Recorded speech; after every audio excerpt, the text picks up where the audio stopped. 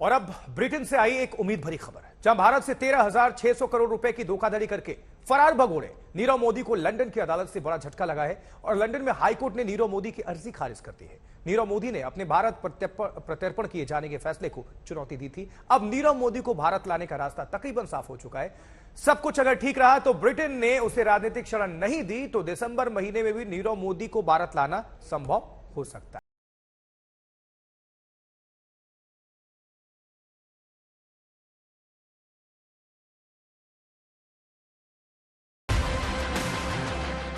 कभी उसने हीरे की चकाचौंध बिखेरी थी, फिर उसने हिंदुस्तान को चूना लगाया और अब वो 3 साल से साउथ वेस्ट लंदन के वॉन्ड्सवर्थ जेल में कैद है। नाम है उसका नीरव मोदी।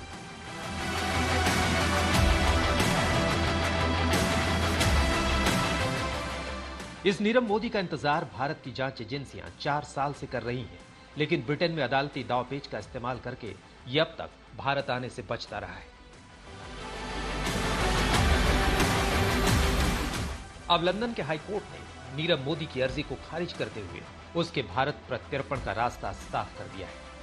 नीरव मोदी ने भारत प्रत्यर्पित किए जाने से बचने के लिए डिस्ट्रिक्ट कोर्ट के फैसले को हाईकोर्ट में European convention of human rights के आर्टिकल 3 और प्रत्यर्पण कानून 2003 के सेक्शन 91 के तहत अपनी मानसिक स्थिति का बहाना बनाकर चुनौती दी थी। नीरव मोदी ने अदालत में दलील दी कि उसकी मानसिक स्थिति ठीक नहीं है और डिप्रेशन में उसके खुदकुशी करने का भी खतरा है। हालांकि हाईकोर्ट ने डिस्ट्रिक्ट कोर्ट के फैसले को काफी पुख्ता बताया और नीरव मोदी को भारत प्रत्यर्पित करने के आदेश को बरकरार रखा। अब नीरव मोदी के सामने हाईकोर्ट के फैसले को सुप्रीम कोर्ट में चुनौती देने का विकल्प बचा हुआ है, लेकिन उसके लिए नीरव मोदी को 14 दिन के अंदर सुप्रीम कोर्ट में अर्जी देनी होगी और बताना होगा कि उसकी अर्जी जनहित के लिए काफी महत्वपूर्ण है। मुश्किल यह है कि सुप्रीम कोर्ट में अर्जी देने के लिए नीरव मोदी को हाई कोर्ट से ही प्रमाण पत्र लेना होगा कि नीरव का मुद्दा जनहित के लिए महत्वपूर्ण है। मोदी के पास कई दरवाजे हैं जो वो खटखटा सकते हैं। पहला सुप्रीम कोर्ट का, हालांकि यहाँ एक्सपर्ट्स बताते हैं कि आमतौर पर लॉयर्स ये सजेस्ट नहीं करते क्योंकि ये बहुत ही मुश्किल रास्ता है। दूसरा रास्ता और दरवाज़ा ये है European court of human rights का, जहां नीरव मोदी अपनी दरख्वास्त लगा सकते हैं।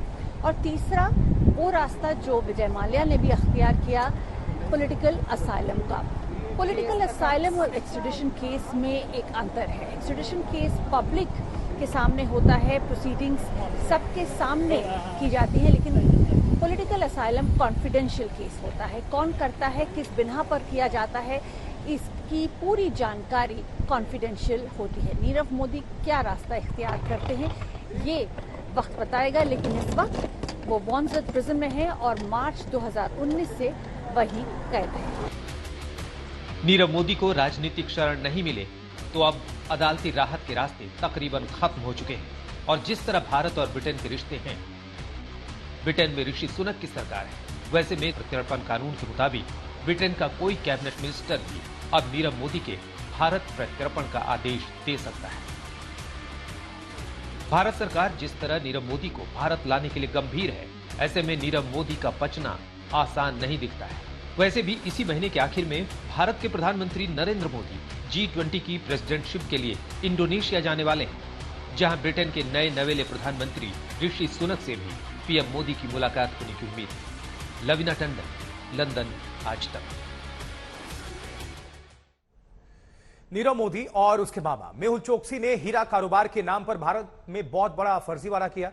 फर्जीवाड़े का खुलासा हो पाता उससे पहले ही दोनों भारत छोड़कर भाग खड़े हुए, लेकिन उसके बाद से भारत से लेकर विदेशों तक नीरव मोदी के खिलाफ भारतीय जांच एजेंसियों ने कानूनी कार्रवाई का सिलसिला जारी रखा और भारत के अलग अलग शहरों से लेकर विदेशों तक नीरव मोदी की करीब 1000 करोड़ रुपए की संपत्तियां जब्त की जा चुकी हैं अब तक। देखें रिपोर्ट।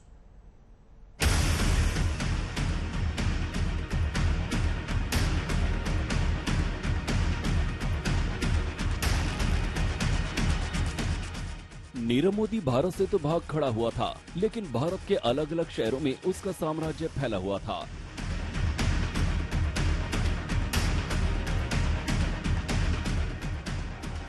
जांच एजेंसियों ने जब कार्रवाई शुरू की तो अलीबाग में नीरव मोदी का अवैध बंगला सबसे पहले टारगेट पर आया।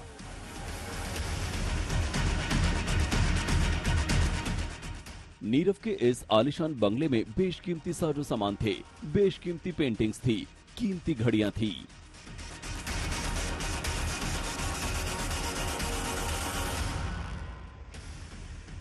$376 वर्ग मीटर की जगह अवैध रूप से नीरव मोदी ने 33,000 वर्ग फीट का आलीशान बंगला बना डाला था, जिसमें हजार वर्ग फीट के तो स्विमिंग पूल थे।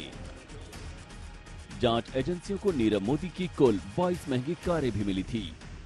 नीरव मोदी के घर से मिली बेशकीमती सामानों की जब मार्च 2020 में नीलामी की गई, तो सिर्फ पेंटिंग्स, घड़ियां, पर्स और हैंडबैग जैसी चीजों की नीलामी से प्रवर्तन निदेशालय ने 51 करोड़ रुपए जुटाए थे।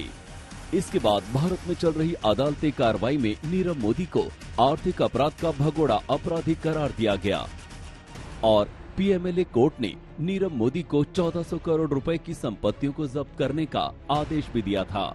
इसके बाद सरकार ने FEO एक्ट 2018 के सेक्शन 12, सबसेक्शन 2 और सबसेक्शन 8 के तहत नीरव मोदी की संपत्तियां अपने कब्जे में ले ली थी। इसमें मुंबई, दिल्ली, जयपुर, अलीबाग और सूरत जैसे शहरों में नीरव की संपत्तियां कब्जे में ली गई थी। नीरव मोदी ने फर्जीवाड़े की कमाई से अरबों की संपत्ति मुंबई में ही खड़ी कर ली थी। बताया जाता है कि मुंबई के वर्ली में समुद्र महल बिल्डिंग में नीरव मोदी के 6 अपार्टमेंट थे।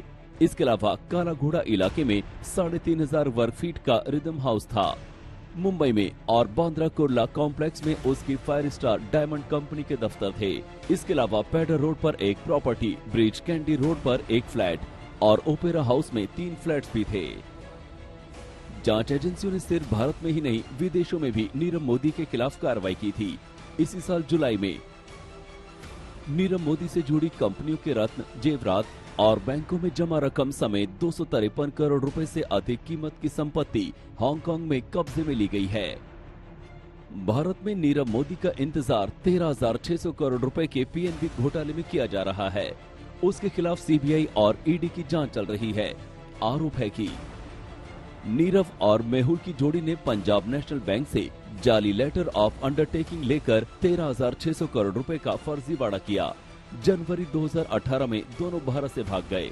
ईडी ने जब जांच शुरू की तो पता चला कि नीरव मोदी ने यूएई और हांगकांग में अपनी 15 डमी कंपनियों को 4,000 करोड़ रुपए लूट कर दिए थे। इसके अलावा इसने सबूत भी नष्ट किए और गवाहों को धमकाने की भी कोशिश की। इसके बाद मार्च 2019 में इसे लंदन में गिरफ्तार किया गया था और लंदन की निचली अदालत ने फरवरी 2021 में ही इसके भारत प्रत्यर्पण किए जाने का फैसला सुना दिया था। भारत सरकार ने अप्रैल 2021 में ब्रिटिश सरकार से भी प्रत्यर्पण की मंजूरी ले ली थी, लेकिन नीरव मोदी को भारत नहीं लाया जा सका था। आज तक ब्यूरो।